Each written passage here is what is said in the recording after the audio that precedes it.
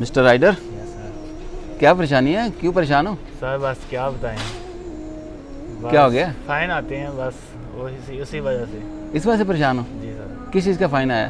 Sir line chain का, overtaking का fine ओए आता होए होए, ये तो बड़ा नुकसान हो जाता है यार। जो कमाते हो वो इसी तरह चला जाता है। है। जी सर।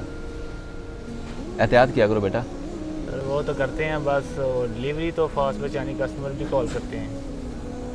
लेकिन आपको पता नहीं इस चीज़ का कि देर से पहुंचना ना पहुंचने से बेहतर है। जी सर। पता ना आपको? और मैं समझता हूँ बड़ी तकलीफ़ होती है। मैं भी राइडर तो नहीं हूँ लेकिन बाइक राइड करता हूँ।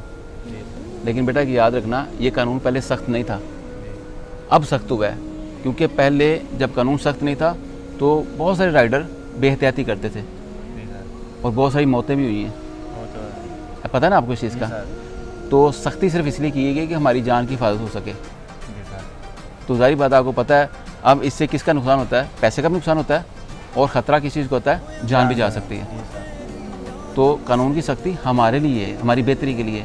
तो एहतियात हमने करनी है बेटा। मुझे मालूम है जल्दी होती है, हर बंदा कहता है मैं ज़्यादा से ज़्यादा पैसे कमाऊँ, लेकिन आपके पीछे आपके माँ बाप इंतज़ार कर रहे हैं, बहन भाई इंतज़ार कर रहे हैं। मुझे मालूम है तकलीफ़ होती है, लेकिन जब तक हम तकलीफ़ से नहीं गुजरेंगे हम सुधरेंगे भी नहीं, हम एहतियात भी नहीं करेंगे। आप माशाल्लाह जवान हो, खुदा ना खासा कमी पेशी हो गई, कौन जिम्मेदार है?